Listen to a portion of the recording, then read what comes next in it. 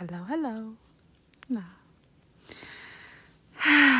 Just out with my skis, and there was just such a beautiful inspiration to share coming through, which is quite a prominent topic, I feel, also collectively. And I'm just reflecting so much also for myself, observing a lot about it, and which is about our nervous system and also connected to emotional regulation or general regulation of ourselves. Like, what does that mean now? Maybe you're wondering. But it means a bit like if something is happening in your life, how are you responding to it? How are you dealing with it?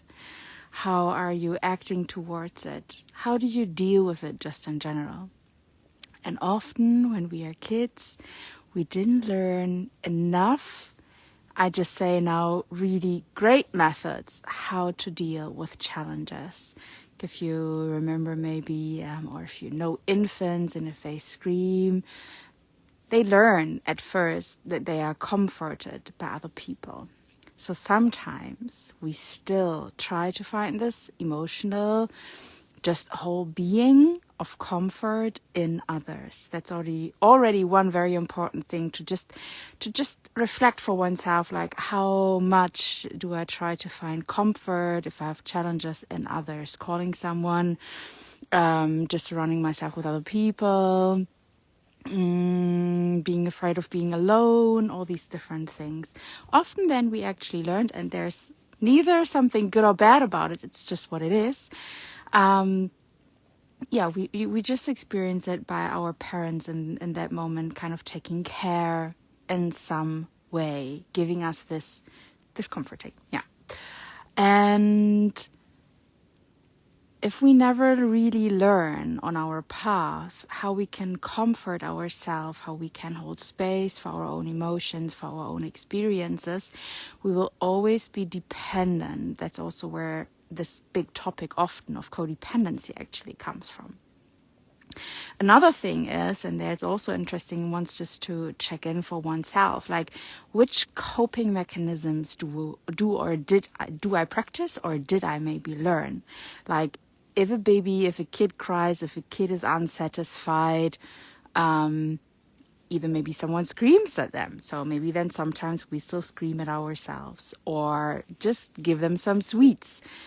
That's why we maybe often still grab for food if we don't know how to deal with a situation.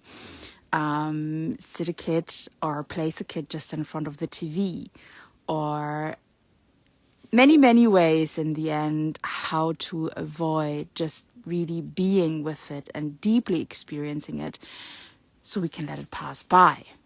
But we often, like all these things that I said, learned and create then also for ourselves coping mechanisms. For me, I tend to, for example, watch a series. In the past, it was very often also food. Distraction in many, many ways. How we just learn to deal with things, and also there not to be hard to ourselves how we've learned it, but taking the responsibility of what am I going to do with it now? How do I want to deal with it now? Which way do I want to choose? So observing our patterns is always the first great thing, and then observing them again and again and again, and in these moments then starting to take different decisions, starting to deal differently with it, choose some other methods and go a bit more for trial and error and see what works for me. How can I learn to comfort myself, to not always drop back actually in these old patterns? So and this in correlation in the end with our nervous system. So we receive an impulse from the outside and our system learns to deal with it in a certain way. So we can recondition it to create kind of a bigger gap between what is happening and how do I want to respond to it.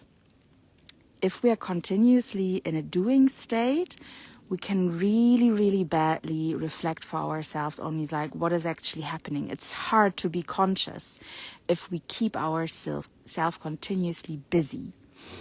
And if we're then all that time busy, we mostly overstimulate our system. If you imagine, like, there are tons of information and every second streaming into your system, being processed, that's a whole lot of work. So taking that time off, taking this time for stillness, for me, it's also definitely going into nature or meditating, just staring somewhere sometimes, listening to some very calming music or doing very, very soft yoga. That's where closing my eyes, especially then when doing yoga, for example, as well, everybody can find a different way of how we can turn those impulses off to let our system calm down again. And there, with the first thing that I told in this now, finding our ways, if we feel and if we sense that our nervous system is over aroused, how can I calm myself right now? So yeah, I just felt that was very, very, really prominent topic right now. I hear and see also a lot about it. And especially topic of stress. Now, Christmas days, some people keep it very, very calm. Some people keep it very busy. But yeah, always checking in there with yourself. How do I want to deal with it? And especially if we connect, for example, our breath also with movement, that can be very calm movement. For me, like with the Nordic skis, that's also like movement with breath. Or when we do yoga, like more the practical part of yoga. Or just sitting and observing our breath, how it flows in and how it flows out. Those can also be really, really great ways how to regulate ourselves better again. So yeah, I'm curious how you feel about that. If you feel like sharing something, you can always reach out in person or like via message, or in person if you are close to me, or just write in the comments. I wish you a beautiful Christmas. Enjoy these days. Enjoy the time. Also the time until New Year. And lots of love.